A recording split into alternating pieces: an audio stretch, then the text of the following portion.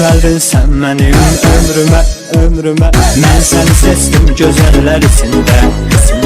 Mənə verdi Allah səni hediyə Uç sənə qurban olum mən belə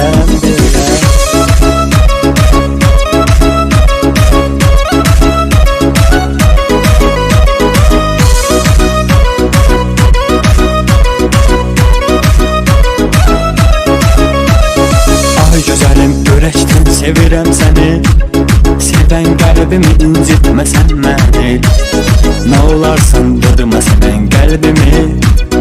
Dərdindən olmuşam divanə dəli Sevmişəm, sevirəm, sevəcəm səni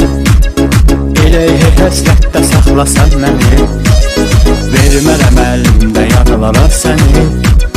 Qəlbimdə yaşadacam gizlidə Hoş geldin sen benim ömrüme Mən səni seçdim gözəller içində Mənə verdi Allah səni hediyə Uç sənə qurban olum mən belə Hoş geldin sen benim ömrüme Mən səni seçdim gözəller içində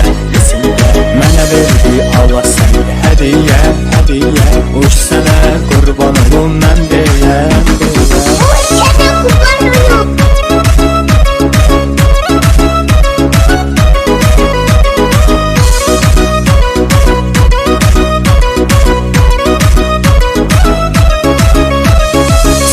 Göylərdə uçan mələksən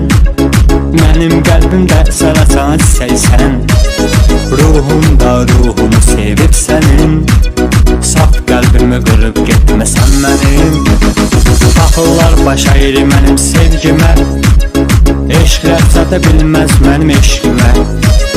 Gecəm gündüzüm sana sevgilim Gəlsən ol çarə mənim dərdimə Hoş geldin sen benim ömrüme Mən səni seçdim gözəller içində Mənə verdi Allah səni hediyə Uç sənə qurban olum mən belə Hoş geldin sen benim ömrüme Mən səni seçdim gözəller içində Mənə verdi Allah səni hediyə Uç sənə qurban olum mən belə